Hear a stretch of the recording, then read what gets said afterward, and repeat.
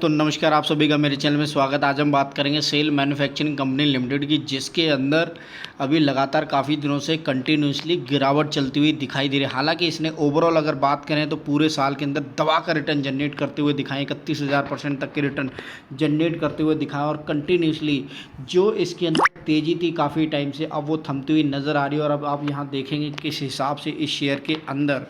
अब आप कुछ महीने के अंदर अगर आप ये देखें 1881 का इसका हाई है, और वहाँ से कंटिन्यूसली इसके अंदर लोअर सर्किट लगता हुआ दिखाई दे रहा है। अगर डेट की बात करें तो 27 अप्रैल और आज का दिन है 9 तारीख, तो डेफिनेटली इसने करीब एक सेशन के अंदर, पूरे ट्रेडिंग सेशन के अंदर इसने, यानी कि एक वीक के ट्रेडिंग सेशन के अंदर गिरावट दिखाई है। और यहाँ पर आप देखेंगे काफ़ी टाइम से जब ये कंटिन्यूसली ऊपर की तरफ भाग रहा था, तो आज वीडियो उन सब चीज़ों के लिए कि क्या इस शेयर के अंदर अभी और लंबी गिरावट आनी है, क्योंकि इसने बहुत तगड़ा हाई एक कंटिन्यूसली तरीके से बनाया और उसके बाद कंटिन्यूसली तरीके से आगे दौड़ने के बाद, क्योंकि शेयर थकता है और थकने के बाद आराम करने के लिए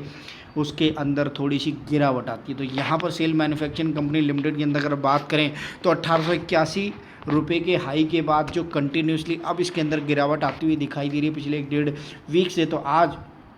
हम देखेंगे 566 रुपये का इसका लो बनता हुआ नज़र आ रहा है। और यहाँ पर फर्दर कोई न्यूज़ अगर निकल के आती हुई दिखाई दे रही तो हम इसके ऊपर दिखाने की कोशिश करेंगे किस हिसाब से इस शेयर के अंदर फर्दर किस हिसाब से कोई गिरावट आने वाली है। अगर ओवरऑल 6 महीने की बात करें तो 23,000% तक के रिटर्न इस शेयर के अंदर निकले हैं, और डेफिनेटली उस शेयर के अंदर निकले हैं जिस शेयर का भाव आप देख सकते हैं किस हिसाब से 6 से 7 रुपये से लेकर के सीधा उछलता हुआ इसने 1881 का भाव दिखाया है। अधिक पढ़ने की कोशिश करेंगे तो आपको यहाँ पर ये समझ आएगा कि किस तरह से 2017 और 18 में ये कंपनी दिवालिया हो गई थी, और वहाँ से ही इसने दोबारा से निकलकर मार्केट के अंदर अपनी पैठ जमाई है। तो सेल मैन्युफैक्चरिंग 2017-18 में कंपनी दिवालिया हो चुकी थी, उसके बाद ये कंपनी NCLT में चली गई थी, और यहाँ 2021 में ARRS इंडस्ट्रीज़ और leading edge commercial is FG के रेजोल्यूशन प्लान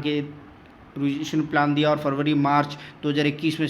प्लान स्वीकार हुआ। इस समय कंपनी की कुल देनदारी 7,200 करोड़ थी, लेकिन लेंडर को 85% के आसपास हेयर लेना पड़ा, और रेजोल्यूशन प्लान में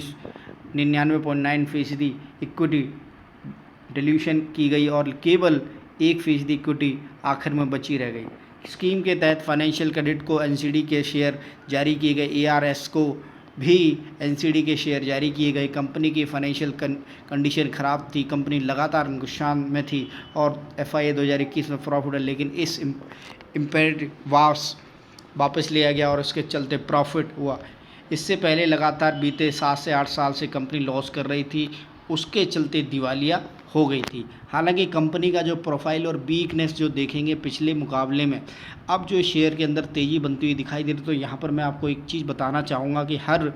चीज़ के, हर आदमी के, हर शेयर के बुरे दिन होते हैं, और वो उससे निकलने के बाद जब वो आखिर में अच्छी तरीके से परफॉर्म करता हुआ दिखाई देता, तो आपको समझ आएगा कि हाँ, असली खिलाड़ी मैदान का कौन है। तो बिज़नेस के अंदर डेफिनेटली लॉस होते हैं, और उसके बाद जब ये शेयर आगे निकलता हुआ शेयर में कितनी अच्छी कमाई धीरे धीरे करती हुई दिखाई दी है। तो 8 मार्च 2021 को शेयर में लास्ट ट्रेडिंग थी,